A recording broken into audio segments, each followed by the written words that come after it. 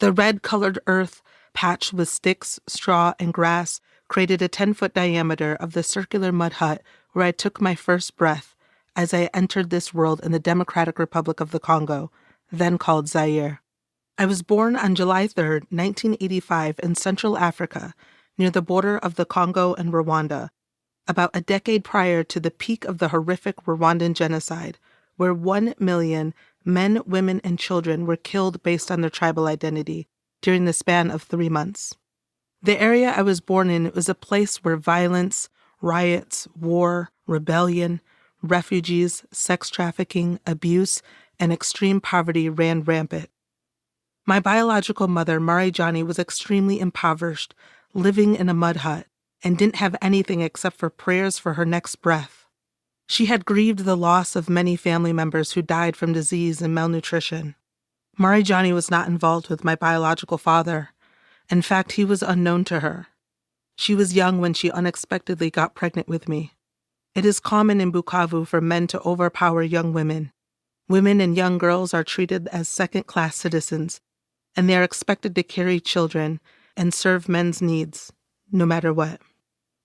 My less than 4 pounds frail body was prematurely delivered in the darkness of the mud hut from Marijani's weak, thin, malnourished frame. From the moment I took my first breath, Marijani was also fighting for hers. She was stricken with a fatal protein deficiency disease. Both Marijani and I had a slim chance of survival.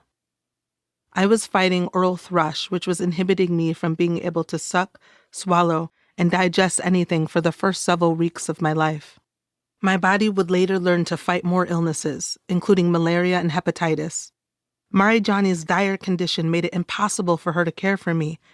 At 1 week old, the only chance I had at survival was from the torturous and selfless decision she made to hand me over to her mother to find care for me.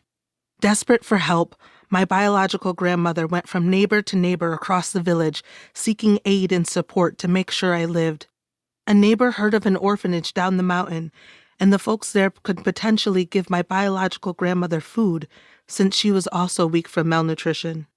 My biological grandmother walked several hours through the bush and through the mountainous terrain above Lake Kivu. There I was, 1 week old, frail and nameless. There she was, hoping I would survive as she brought me to the orphanage in the village of Kididobo in the Walongo territory for a chance of care. Illness was very prevalent in newborns. No newborn had survived the cold of the high elevation, and most died within 24 hours. When we arrived at the orphanage, the concerned caring orphanage workers did not want me near the other children, as they were fearful I would catch something from them and die. They placed me in their home next door to the orphanage, in a bedroom near the bathroom, in a toy baby doll bassinet that belonged to one of the daughters of the missionary couple who ran the orphanage.